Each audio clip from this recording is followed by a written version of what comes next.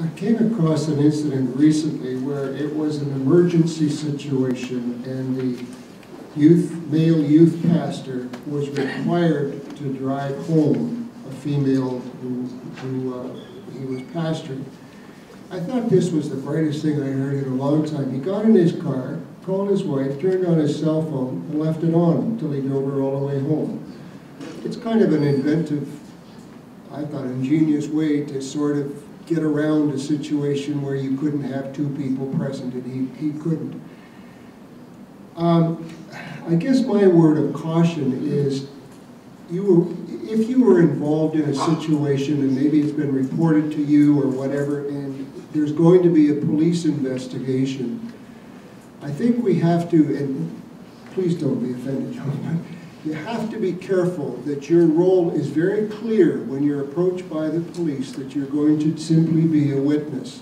And then you cooperate with the police fully. Okay, they will do a great job of interviewing. I haven't come across a situation in 30-some years where I have felt that there were questions that the police should have asked. They do a great job because most of them are experts in the area. I do have one caution for you though. If somehow you have been involved in the incident and you're in midway through the interview, suddenly feel like you're being the target, I think we have to at that point indicate that maybe it's better we don't continue with the answers until we speak with the counsel. I tell my clients, be very polite, simply say to the police officer, I'm uncomfortable with the questions, I just would rather speak to a counsel. You have a constitutional right. But you know what our problem is? We want to be so transparent, we want to be so forthright. We want to, as Christians, not look like we're hiding anything, and sometimes you talk yourself right into problems. And most of the time, it's a good thing. I have a sort of a trite little saying, if I'm prosecuting a case, I don't want any pastor on the jury because they're too soft and they'll never convict. But if I'm defending, I want 12 of you on my jury. But it's just there's a compulsion, I think, to talk, to show that you're not hiding anything, and we have to be very careful about that. So that's simply my caution. What I'd like to leave with you is two things. Number one, empower the kids. The safety plan isn't a secret to them. It can't be. They're the major stakeholders in it. Talk to them about it, tell them about it, empower them, get their input. Don't disregard them. Include them in it. Like I've said, my experience has been they make tremendous witnesses. They make tremendous eyes in that park when you're taking them out for a summer beach day. Then you have, 12 different eyes rather than the 2 adults that are there. So absolutely that I would say that is number one. And number 2, if there is a disclosure in your church or in your organization, don't panic. Don't panic. Slow down. Make sure it's documented. Call the authorities and we will come in and do the investigation. I would like to begin by saying that I believe that if a child is abused outside the walls of the church, they question the existence of God. But if a child is abused within the church, that all of a sudden becomes their view of God. And I recently did a survey among churches just in the last 6 weeks, and we are dropping the ball a lot. We are not meeting the standard that we should as churches and ministries. If you'd like a copy of that survey, I'd be happy to give it to you. If you give me your business card, I'd be happy to send it to you. But I think it's really important that we not drop the ball on this and that we do that annual training. I think that's a huge first step of defense. Once you have that policy, don't just file it away. Don't put it in your bookshelf somewhere in a binder, but do that annual training and make sure your volunteers know exactly how to respond if they do see abuse and how to protect themselves and the church, the children and the youth, and they know what is required of them.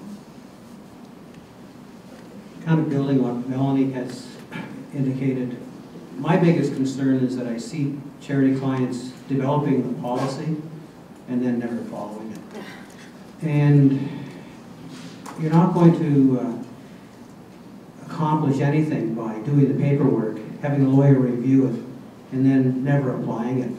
And I had a recent situation in the office. One of my clients advised of a sexual abuse claim, and the first question I asked was whether they had a policy, and the answer was yes, they did.